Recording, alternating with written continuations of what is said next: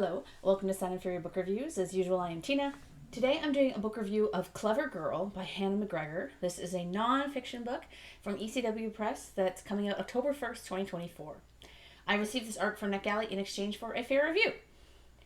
An engrossing, close reading of Jurassic Park from a feminist lens, Clever Girl is, well, the perfect book if you love, you guessed it, feminist theory and the 1993 classic that is, despite the continuity error with the T-Rex paddock, the best movie of all time.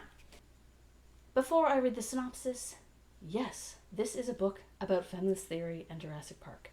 If you aren't interested in feminist theory, if you are interested in a close reading of a piece of media that isn't really critiquing it, just looking at it from an interesting perspective, then maybe don't watch this review.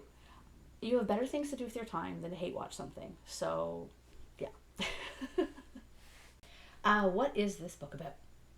A smart and incisive exploration of everyone's favorite dinosaur movie and the female dinosaurs who embody what it means to be angry, monstrous, and free. The Jurassic Park series is one of the most famous and profitable movie franchises of all time. An entire generation of people has never known life without these CGI dinosaurs. The movie spectacle broke film and merchandising records, pioneered special effects, and made Jeff Goldblum into an unlikely sex symbol, and now it has also been re-envisioned as a classic of queer feminist storytelling. In Clever Girl, Hannah McGregor argues that the female-only dinosaurs of Jurassic Park are stand-ins for monstrous women engineered by men to be intelligent, violent, and adaptive, and whose chaos resists the systems designed to control them. As they run wild through their prison, a profit-driven theme park, they destroy the men and structures who mistakenly believe in their own colonialist and capitalist power, showing the audience what it means to be angry, monstrous, and free.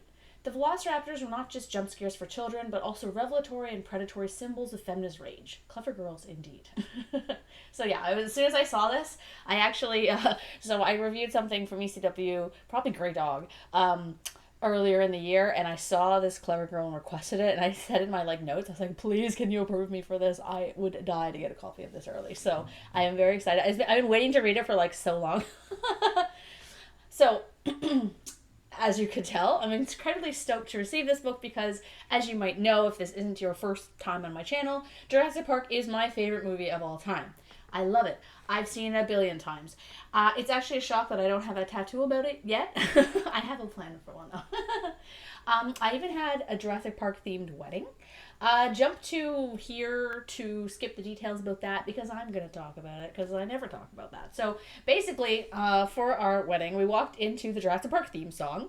We had dinosaurs on our cake. Our invites and wedding program or whatever had dinosaurs on them. We had this stencil thing. It was about this big, but it sprayed out on the wall that our DJ made. It was part of this DJ package to make these things, but it was the logo with our names in it instead of Jurassic Park.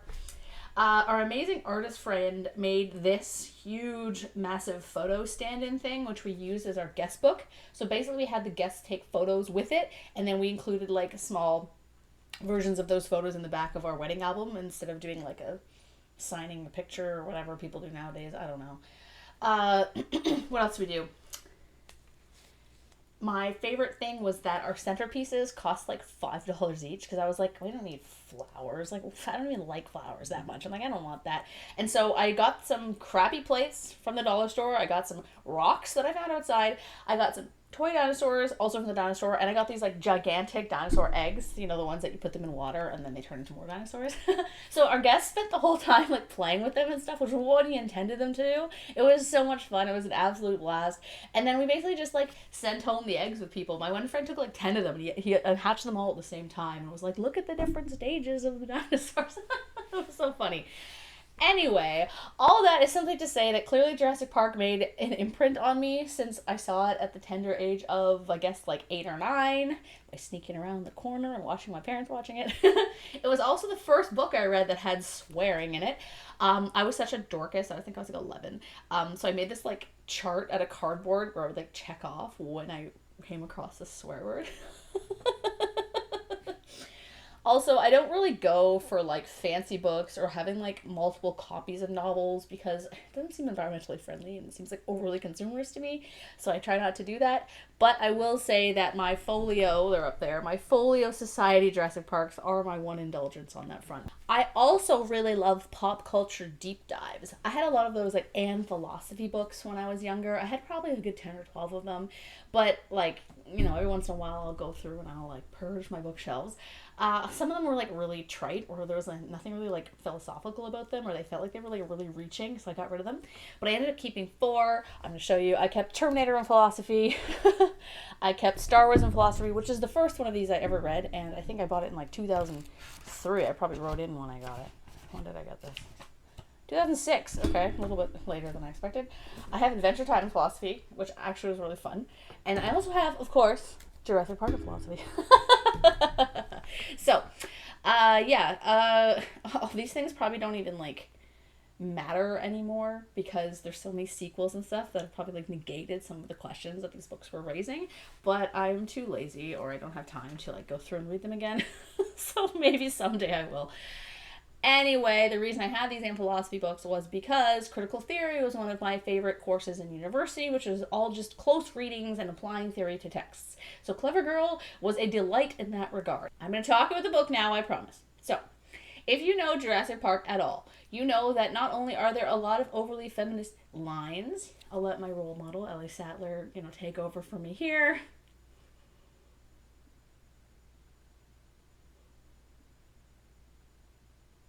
But there are also some subtle ways gender is approached. When I was a kid, I found the fact that the dinosaurs were all female very empowering. When I was growing up, girl animals, with very few exceptions, were coded as female because they were different from the males in that they had long eyelashes or bows or other such things. This androcentrism, assuming that the male is the default in this case, irritated me then, and it still irritates me now. So, all that info dumping backstory aside, I was very curious to see how this book would approach the source material and whether the author's opinions fit with my interpretations of the movie over the years. Because, of course, I have discussed and thought about this movie a lot with friends and, on my own, etc. Obviously, I'm not just going to rehash what she talks about and spoil all the things that she mentions, but there are some overarching themes to pique your interest. So if you're curious about these things, then maybe you should check out the book. First and foremost is the male gaze and how it still applies to the dinosaurs in the sense of a human controlling nature gaze, given that we are getting cinematic pleasure from looking at them, and how the dinosaurs in the movie attempt to break away from the ownership of the gaze thrust upon them, and how this is a metaphor for women refusing to be objects under the male gaze. How monstrosity on screen is often paired or compared with women's bodies, or horror upon horror giving birth. A very fun interpretation of The Last Unicorn. It has a discussion on the failure of restoration ecology. It talks about colonization, of course. It talks about how chaos societally is tied to the monster feminine, and that chaos is seen as feminine and masculinity is seen as order, and how men attempt to control chaos, and how that ties to patriarchy in this movie, especially the line from earlier about women inherits the earth. There's a whole deep dive on that line in particular that's really, really fascinating. There's chronology and teleology and human hubris, and it also talks about the ethics of care. There's other stuff too, but that is what I highlighted in my ebook / can remember.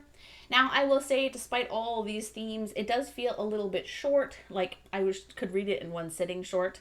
And the arguments in it are rather episodic. At times, I did feel like I was reading kind of a long-ass Tumblr post for certain chapters, as interesting as they were.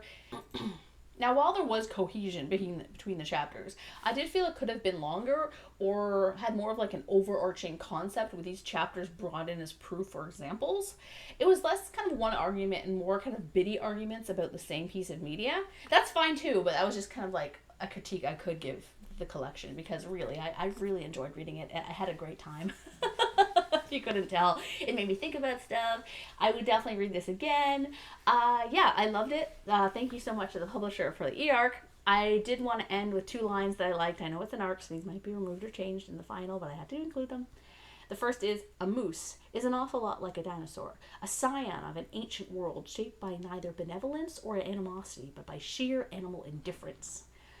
I've only seen one once when I was driving up north. I live in Ontario, but they're beautiful creatures. They're just so majestic and they're huge. The second quote is obviously regarding dinosaurs. Their ferocity is the ferocity of deep time. Super cool. Again, thank you very much to the publisher. And